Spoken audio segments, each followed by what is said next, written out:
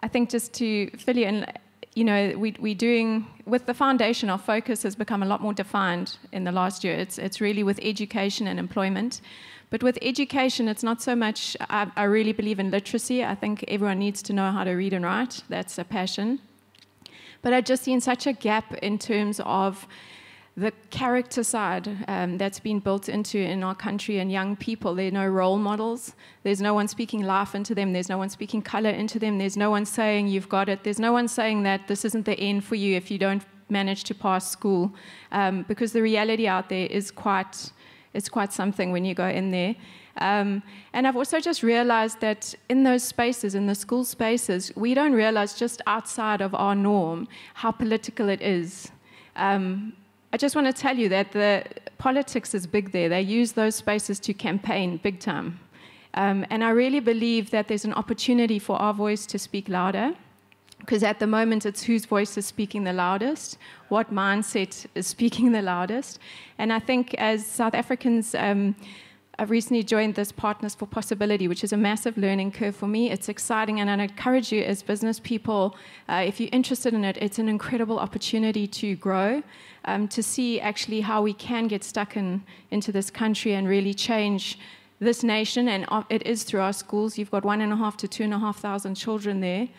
It's an incredible opportunity to be a part of change in this country and really strengthen the fabric of our society. But basically, with that, we had a course the other day, and they made a comment. They said, as South Africans, we need to be moved from being consumers to being citizens. Because a consumer sits and waits for someone to change their situation for them. It's the police's responsibility to sort out my security. It's the government's responsibility to change my future.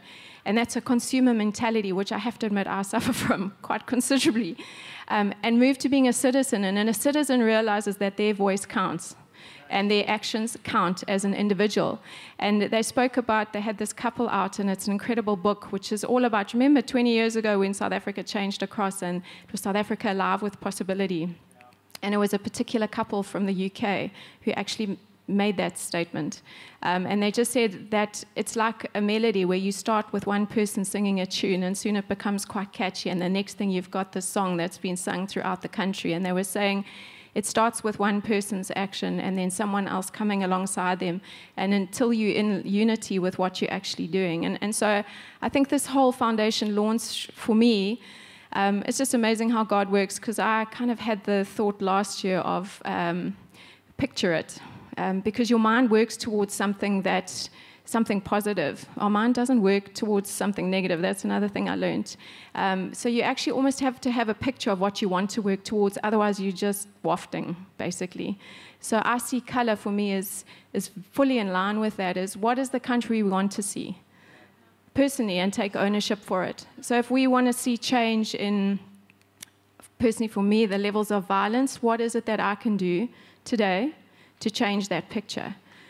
So hence a lot of the work I find in schools, a lot of these kids don't really have a hope, and the frustration is coming out in the form of violence, and there's not a huge amount of other stuff happening in front of them to show them anything different or a different way of actually showing their frustration.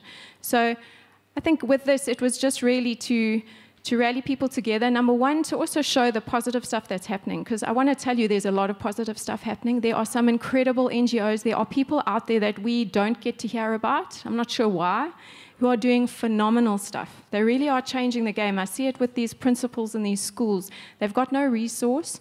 They're not asking for cash. They're changing the game for the kids in their schools. They've changed their leadership, and when they change their leadership, it filters to the kids. They get community ownership. I mean, these are schools out in rural areas where the parents in the school are cane cutters, and those guys are rallying around their school. They're changing their school. Their kids are coming out of there with full pass rates. If they can do it, why can't others? So possibility is there.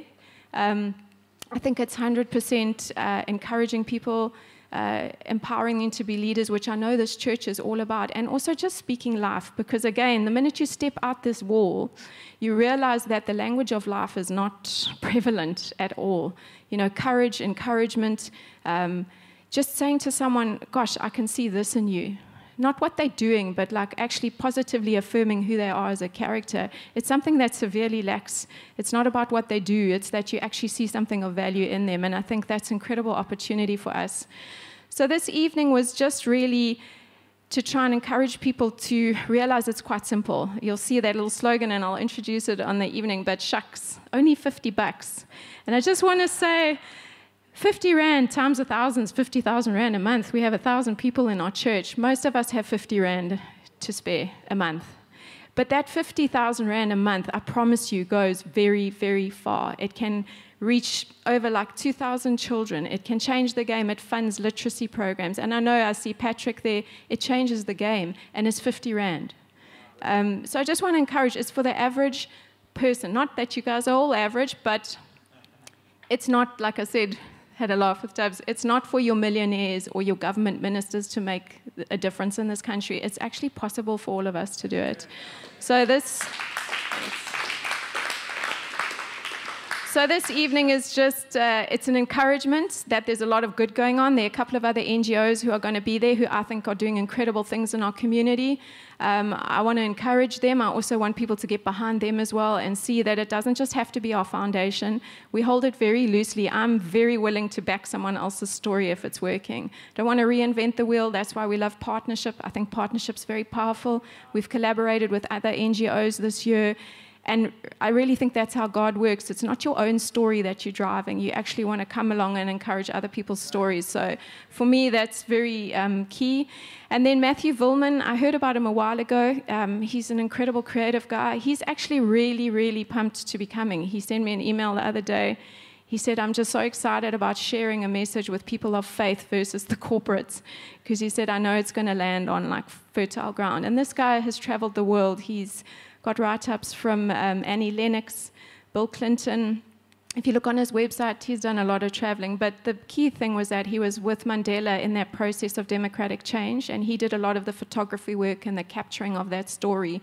So he's super passionate about our country, and I like the fact that he's around, because I think he could have gone anywhere if he'd wanted to.